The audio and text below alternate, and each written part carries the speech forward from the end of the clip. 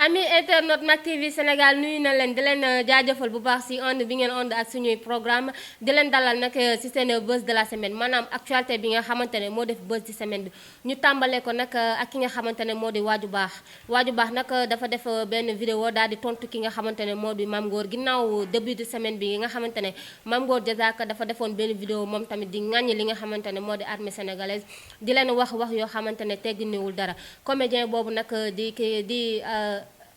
waaju baax nag dafa def benn sortie moom tamit daal di tontu ki nga xamante ne Mame Ngor Diazaka daal di ko ne nag yow Mame Ngor gisuñu li nga def pour sa réew donc waroo ŋàññi li nga xamante ne moo di armée sénégalaise bi lu la war kay mooy nga jël exemple ci ki nga xamante ne moo di Youssou Ndour ak Omar Pène ñoom dañoo woy armée bi daal di sargal armée bi donc yow lu la war mooy nga war woy armée sénégalaise bi mbaa nga noppi suñu jógee ci loolu nag ñu jàll ci ki nga xamante ne moo di Sanekh ak émission boobule di ngonal nag ku nga xam ne mercredi soir lay am fële ca TFM moom ngonal nag c'est émission ngonal nag mercredi passé du ganu émission ngonal nag mercredi passé du kenn ku dul Viviane Chidid Viviane nag amal na waxtaan ak ki nga xamante ne moo di Sanekh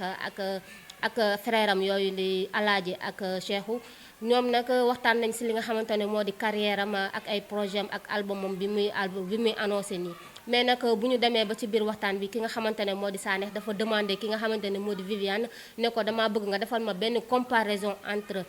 sa carrière entre bi nga nekkee Prince Art ci loxoy Bouba Ndour ak bi nga fa génnee question boobu nag dafa mel ni dafa xaw a gêné ki nga xamante ne moo di Viviane mu tontu ko ci benn air bu sec rek benn air bu gàtt rek daal di ne ko sama carrière dara changé wu ci daal di jóge ci loolu nag di wax ci li nga xamante ne moo di albumam bi ak featuring am bi nga xamante ne moom lay def ak Akon daal di rebondiraat ci question bi daal di ne moom Viviane amul benn xarma yàlla ak li nga xamante ne moo di famille Ndour mi ngi entretenir de très bonnes relations ak li nga xamante ne mooy la famille Ndour bu ñu jógee ci loolu nag ñu jàll ci ki nga xamante ne moo di Pape Mbaye ak ki nga xamante ne moo di Ndoye Bane bu ñu seetloo nag depuis toute la semaine kookule di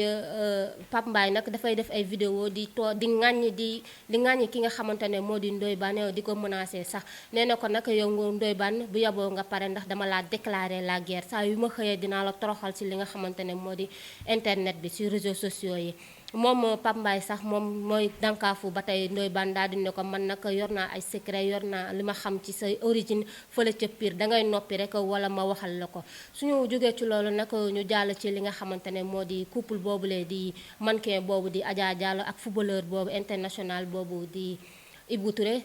du ñu xëy nag gis Adja Diallo daal di def benn déclaration ci compte Instagram am ak Snapchat am daal di ne dafa divorcé ak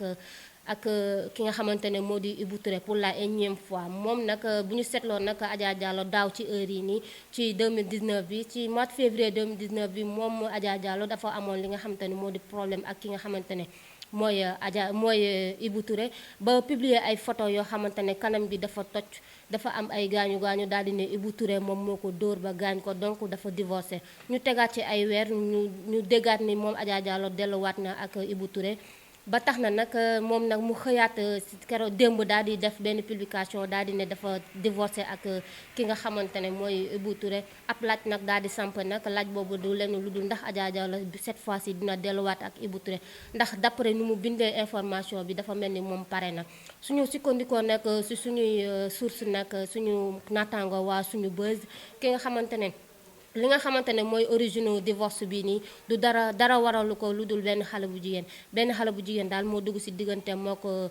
Ibou Touré Adja Diallo nag daal di fay jaare firange daal di koy jàpp mu tas li nga xamante ne moo di sëyam bi suñu jógee ci loolu nag dañuy jàll ci ki nga xamante ne moo di Kocc Barma nag dafa yor li nga xamante ne moo di 48 dossiers sur table te nee na nag ñi nga xamante ne ñoo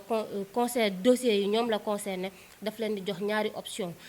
soit nga def social wala mu divulguer say information moom nag dafa xëy daal di def benn publication ci li nga xamante ne moo di compte Snapchat am daal di publier benn photo xale bu jigéen bu tudd Binta daal di koy ne Binta nag ñu ne xarit la ci ki nga xamante ne moo di Wally Ballago Seck moom nag bu mu publier ci photo Binta moomu nag dafa bind ci photo bi daal di ne Binta chéri Khalifa maa ngi lay nuyu di la ziar te di la wax nag nga bàyyee yàq biir ndax Kocc da koy tere suñu jógee ci loolu nag ñu jaare fa nag jeexal ak ki nga xamante ne moo di aar Aara nag mooy kooku nga la Aara nag moo bokk ci groupe boobu la ñu naan Akhlou Brick Paradise moom nag dafa takk soxna du soxna soosu nag du kenn ku dul Mama Sita rakk la ci ki nga xamante ne moo di Queen Biz. Queen Biz nag moom nee na moom amul benn surprise bu gën a mag amul benn cadeau bu gën a mag lu dul ñu takk ki nga xamante ne moo di rakkam Mama Sita jour anniversaire am jour bu si juddoom. kon nag ki nga xamante ne moo di Mama Sita nag di animatrice fële ca DTV désormais mi ngi wuyoo ci turu Madame Sarr. mbokk yi li leen andiloon ci seen buzz de la semaine di leen jox rendez-vous semaine prochaine ak yeneen information d'ici là les amis continuez à vous abonner et n'oubliez surtout pas d'activer seen cloche de notification pour mun a jot ci suñu yeneen information merci et à la semaine prochaine